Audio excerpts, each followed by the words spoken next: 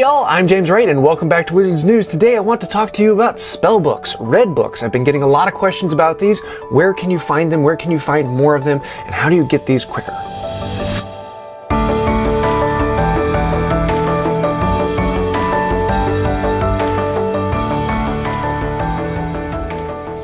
Spellbooks, scrolls, and restricted section books are the currency of the skill tree, and you're going to need them to progress down the skill tree. Now, scrolls you get all over the place. You get those mostly from upgrading your family XP, but you can also get them from daily rewards and tasks and other things like that. They come along pretty regularly. Restricted section books, or green books, those come from Brilliant events, and you can only get about 15 of those per Brilliant event, which is kind of interesting because it puts a cap, so no one can progress any faster than anyone else because you can only get them at Brilliant events.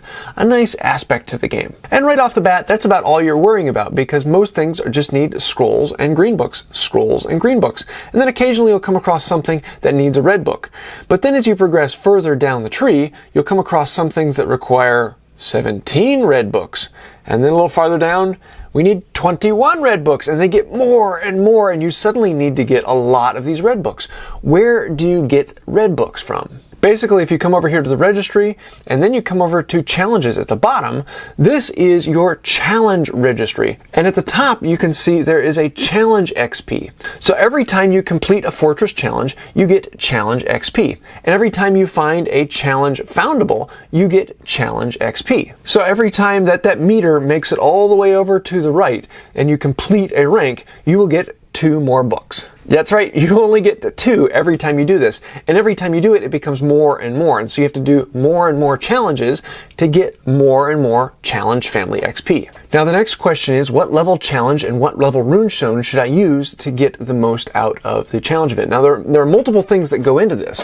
And number 1, what level you get at. The higher the level you go, the more challenge XP you're going to get. Number 2, the higher the runestone you use, the more challenge XP you're going to get. And then number 3, however many friends you have in the challenge, the more challenge XP you're going to get. Because your friends in the challenge still affect how much family XP you're going to get. And if you have all 5 members in the challenge that are your friends, you're going to double your challenge XP that you get. Then the arguments start happening about which level should you do for the maximum amount of energy and the maximum amount of challenge XP, and with friends and without friends and runestones. And there's so many different variables that can go into this. And if you graph out all the variables, you actually have 10,000 different variables for which level, which runestone, how many friends, and all of these can go into different things, and every one of them is going to be slightly different because you're going to have different time requirements and different energy requirements and all sorts of different things across the board.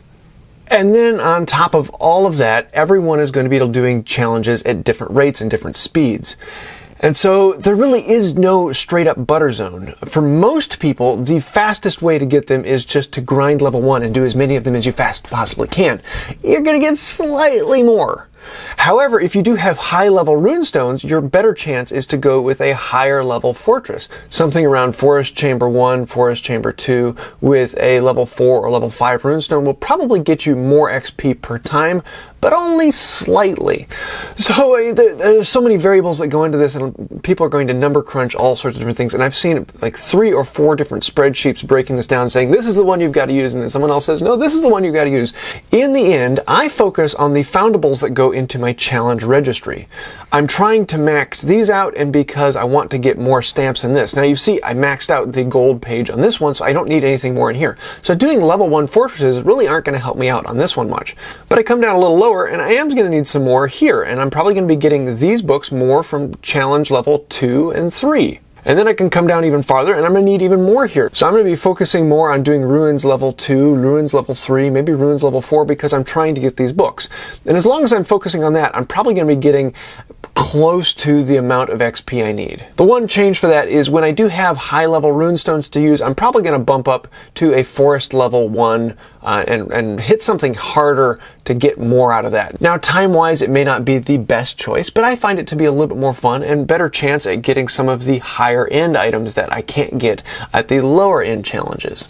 Now, this is something that is really going to be frustrating to a lot of people, and I've heard a lot of people saying the game is broken because it's hard to get spell books. Well, just quit whining. It's a game. It's supposed to be challenging, and this challenge will get harder and harder and harder. And just like grinding up levels, if your goal is grinding levels and you want to get to level 60, you're going to be at that for a long time because level 51 isn't even halfway. Halfway is level 51.7.